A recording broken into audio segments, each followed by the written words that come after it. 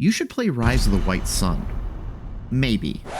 So a long while back, like eons ago when I first started my channel, I made a video trying to sell my audience on a game called Crisis in the Kremlin. In that video, I basically said that it's ugly to look at and it's not all that intuitive to play, but its depth and complexity makes it a worthwhile political simulator that does make for a satisfying time, if only for a very niche audience. And I stand by everything I said in that video. In fact, I've been actually meaning to talk about another one of Kremlin Games' other titles called China Mao's Legacy for a long while now. But just like my gaming backlog, I never seem to be able to make any dents in the growing mountain of content I want to make.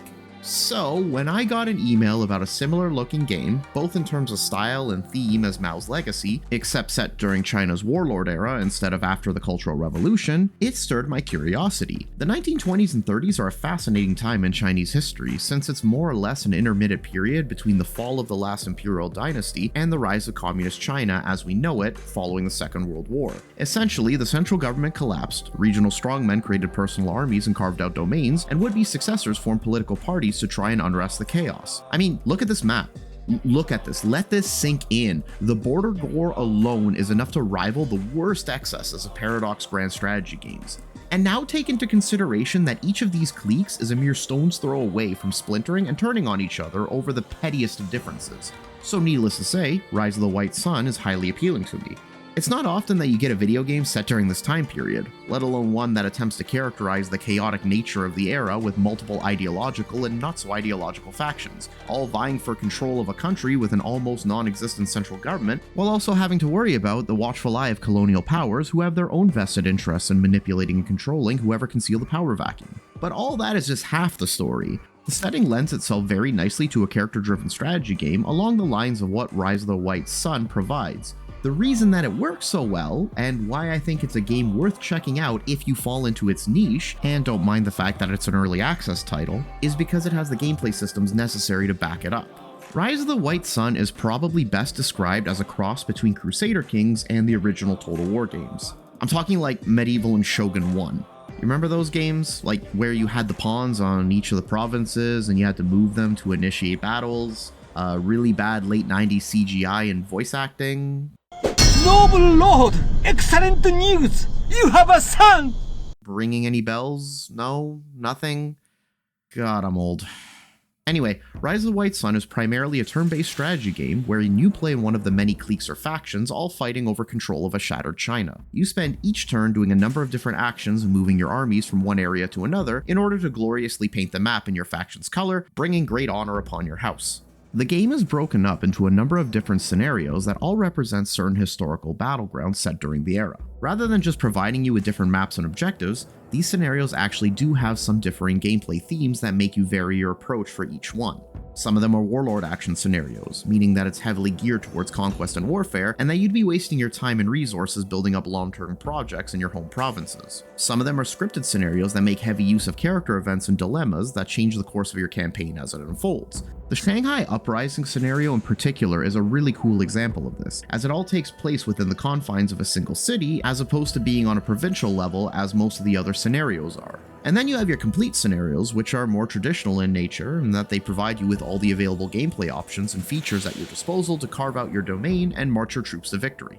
Your goals are always listed to the side of the map, provided you zoom out enough to make it appear. It gives you a clean breakdown of what you should prioritize as your objectives and how many points each objective is worth, as well as how many turns remain before the game's done. Your point tally at the end of the scenario dictates whether you achieve a major or a minor victory, or if you lose or enter a stalemate. Obviously. Where the game draws its Crusader Kings influence from is that it's highly character driven. While you do play as a clique, you actually control all the characters within that clique individually. Each individual not only has their own resources and armies under their command, with the exception of the faction head being able to command all of the armies, but they also do have their own traits which dictate which actions are available to them whenever they interact with a city, army, or another character. However, these resources can be exchanged between different characters, so it's entirely possible to use one character to pay the wages of another's army if you find that to be strategically viable, for example.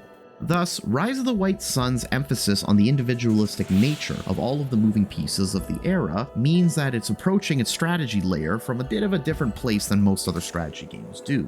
Alliances were loose and coalitions ready to splinter at a moment's notice, and so the game takes all of this into account. Bribery, assassinations, and even betrayals and defections are all hard-coded into the game and make up a sizable portion of the social interactions available. Characters may belong to the same clique, but that doesn't mean that they're necessarily working together. Put simply, the game makes it clear that you really don't have any friends either on an inter or intra-factional level. Each character has a maximum number of actions per turn as counted by their energy or chi points. Most characters have 4 per turn, and actions have varying costs of not only chi, but of your other resources, being money, face, and supporters, depending on what you're trying to do and the complexity of the action. For example, moving your army to a neighboring province costs 1 chi, while reclaiming a district you conquer costs 3. It's also important to note that not all of these actions are centralized in a single menu. Actions are context sensitive, and again, some are only available to certain characters based on the traits that they may have. So reclaiming a district is done by selecting an army, whereas something like tearing down the Buddhist temples or cultivating opium production is done on a city level. Only criminals are able to smuggle guns in, while only military officers are able to train their troops. Things like that. The money and supporter resources are pretty straightforward. These are either your finances or the amount of lackeys that are personally loyal to you. Face is a little bit more abstract since it represents the perception of your character's inherently positive traits. Things like their authority or their honor that can't be quantified, except that in this instance the game literally does quantify it. Either way, it's just another thing that you spend in order to do things in the game. You can control a maximum of 7 characters in total. You can recruit more of them by paying either in supporters or face, depending on whether there's an existing character available in the pool or if you need to draw a random one. However, you can't get rid of any characters in your cadres unless they die or are exiled, and you can't assassinate your own compatriots. It's something to keep in mind when trying to flesh out your commanders, especially if you're coming from the world of Crusader Kings. Overall, I find that this whole system works pretty well. You're given a lot of options to pursue your goals, and even the larger scenarios that I played aren't too overwhelming in their complexity. There's a lot going on for sure, but the game does come up with a nice and simple tutorial that covers the basics, and I don't find the learning curve to be too egregious. The strategic components work really well together and actually complement one another nicely, and while I initially thought that the chi points were really limiting early on, the more I played the game, the more I found it to be a really good means of regulating the flow of gameplay and influencing you to think about how to approach your objectives. This is especially true with something as simple as army movement, because now you have to consider whether the province you're moving in has enough resources to sustain your troops and even the coolies that carry your weapons and equipment around. If there isn't enough there to keep your soldiers happy and well fed, you're going to have your men start deserting you, and suddenly your fighting force dissipates into nothing. Since you can't do everything all at once, you need to prioritize certain actions over others. And the fact that each character has their own pool is a very nice touch to showcase, again, the individualistic nature of the people who are a part of the historical era. Now, with all that being said, the game does have some annoyances that I think are very much worth mentioning. For starters, as you can clearly see, this game's UI is less than fantastic. It clearly looks like an indie title, and much like my video on Crisis in the Kremlin, I can immediately see a lot of people being off-put by how it looks. I did notice some text boxing errors and a few spelling mistakes here and there, which I'm gonna be honest with you, I don't really care all that much about since the game is a one-man studio project and the developer's first language isn't English. What is more troubling, however, is that some menus don't offer especially clear feedback, despite being technically functional. They do the job, just not all that clearly, and you kinda need clear information when you're playing a strategy game. There's also some weird things that you think you should be able to do, but you just can't. Things like double-clicking on your character icons to immediately jump to their location on the campaign map when instead it pulls up their bio. Now don't get me wrong, this is actually important information, and if you're smart, you'll check it regularly in order to keep up with which characters can do what. However, I also find that I use that far less than knowing which characters are where. And this is because you will be moving characters to certain locations in order to put certain cities and armies under your sphere of influence. If you're not in the local vicinity of some of these things, you are not actually able to use your abilities to influence them.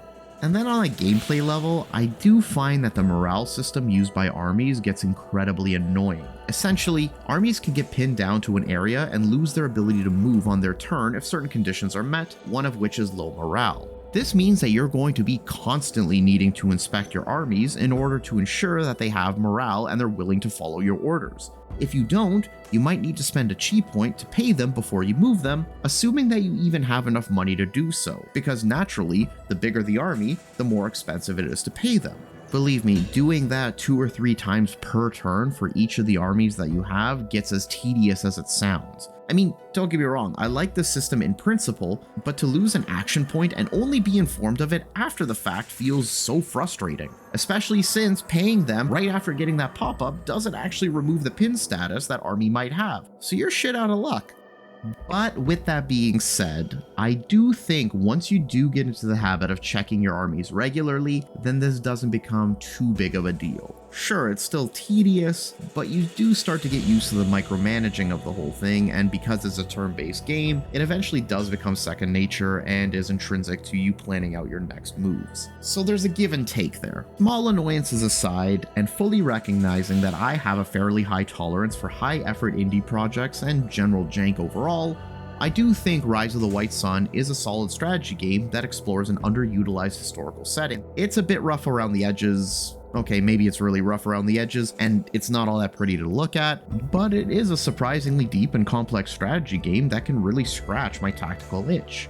I think the fact that it feels like playing something of a board game works really well in its favor, as well as the fact that it's an easy game to just pick up and play with very few commitments. Scenarios are short, and the game gives you a rough estimation as to how long each one takes to complete, most of which range from between 1 and 3 hours. And with the wealth of factions at your disposal, there's also a fairly high degree of replayability at hand. The factions themselves don't play too differently, but the characters within them do, which means that you need to vary your tactics depending on the tools you have at your disposal and which officers have which traits. All of this comes together in a really solid package of a game that I don't think would let too many strategy aficionados down, especially if they're fans of niche titles or they're just curious about exploring historical eras that are often neglected by other titles in the genre. I honestly think Rise of the White Sun is a good game, and I do quite enjoy it, but by that same token, I can't see it having mass appeal outside of the niche it appeals to.